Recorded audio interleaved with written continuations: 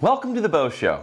You may remember that Donald Trump would always use the catchphrase, America first, as he tried to prioritize the interest of Americans over the world. This manifests itself in many different ways. One challenging but big focus of this strategy was to balance the scales with China, especially on the issue of trade.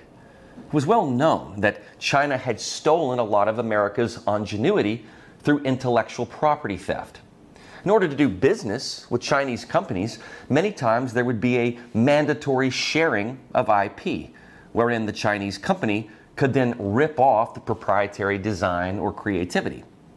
Another way Trump prioritized America first was through immigration, by ensuring that Mexico did a better job with its flow of traffic and gang and drug activity. Building the wall and some of the immigration policies reduced an influx of traffic on our southern border. And he cracked down on gangs, such as El Salvador's notorious MS-13 gang, where scores of gang members were arrested across the United States. He also withdrew from the Paris Climate Accord, which was nothing but a lip service virtue signal that only benefited polluting countries such as China and India, who made no actionable commitments to reducing their fossil fuels, when all the other countries reduced theirs. Also, in terms of NATO, Trump required NATO countries to pony up and pay their fair share for the U.S. defending them. No one had really ever challenged NATO countries to contribute more, because they just assumed the United States would always do the most. But we were just not getting our return on investment.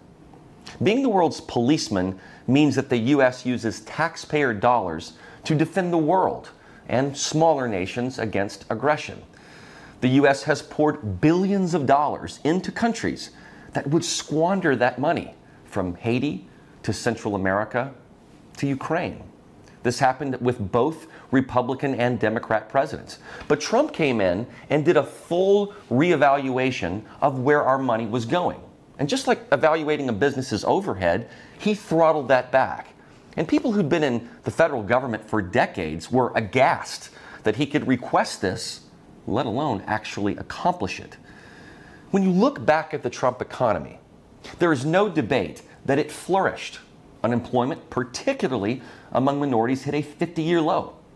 The economy's rising tide lifted all boats.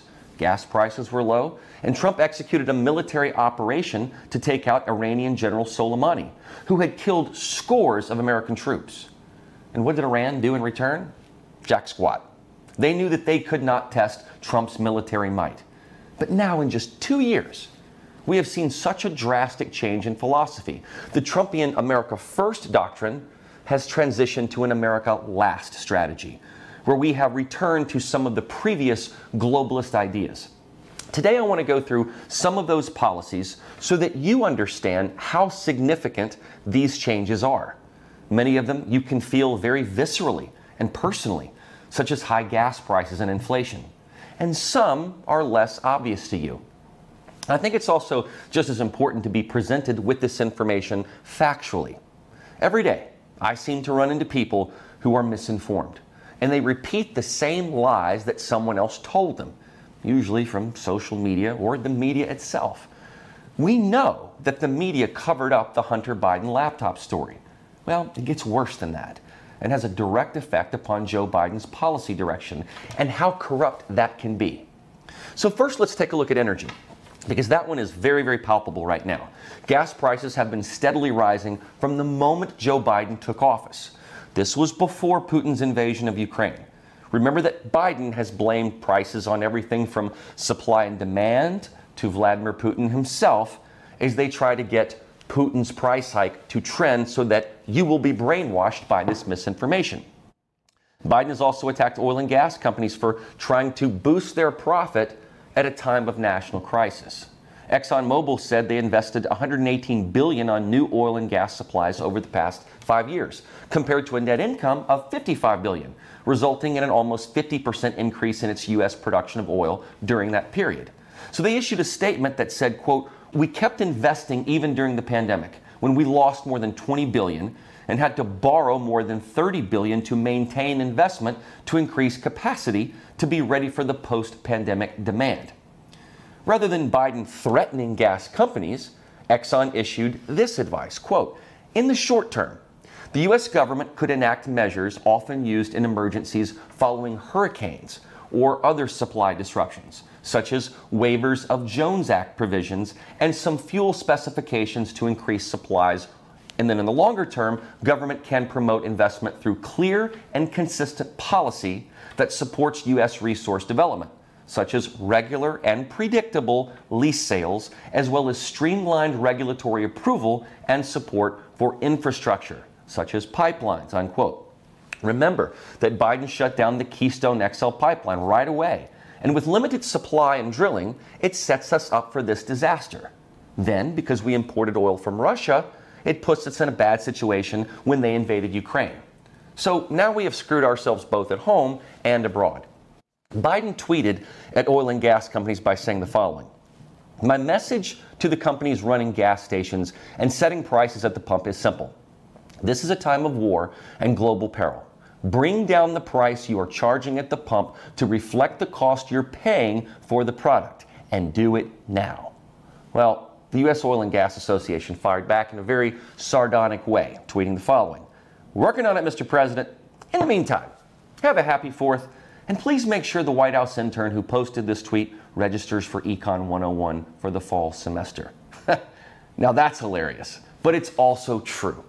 It shows a fundamental misunderstanding this president has when it comes to gas prices.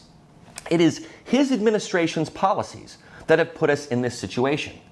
When you cut supply, abolish federal land grants, increase dependence on foreign oil, demand and prices are bound to go up. In addition to these disastrous policies meant to wean us off of oil, the Department of Energy in April sold 950,000 barrels of strategic petroleum reserve to Unipec America, the U.S. arm of China's largest trading company, Unipec, which is wholly owned by China Petrochemical Corporation, also known as Sinopec. Why in God's name is Biden selling almost 1 million barrels of oil from our strategic reserves to a Chinese-owned gas company at a time when gas is $5 a gallon? Does that make any sense to you? Our strategic reserves are at an all-time low, and Biden is selling oil to China. This is not just a dumb move, but it puts national security at risk. Senator Marco Rubio tweeted, "The Biden administration should not be sending our reserves, which we need for our country, to China. It is foolish and defies all common sense." Rubio has introduced a bill to ban all exports of oil to China. Reps Troy Nehls and Mike Loychik took it even one step further. They tweeted, "Well, while you are paying $5 a gallon at the pump and struggling to pay your electricity bill, Biden just sold 1 million barrels of our reserved oil to China so his family can make a buck. This is impeachable." Now let's look at the Hunter Biden connection. Hunter Biden set up the private equity firm BHR Partners, which contributed $1.5 billion to Sinopec in 2014. He still has investment in the firm, but is trying to unwind it, according to former press secretary Jen Psaki. The fact that Joe Biden's Energy Department would even consider selling some of our strategic oil reserves to a Chinese company is bad enough in and of itself. But a company directly propped up by his son Hunter? This is Burisma 2.0. Biden was VP at that time and pressured Ukraine to fire the prosecutor who was looking into Burisma. These things just don't make sense. Why would Biden award any contract to a foreign company when Americans are paying through the nose right now? But through subterfuge, he tells you it's the American gas company's fault and that Putin is responsible for it. This is a great example of America last. Nothing about these actions helps Americans. Certainly helps China, though. Secretary of Energy Jennifer Granholm and her department have yet to answer for this.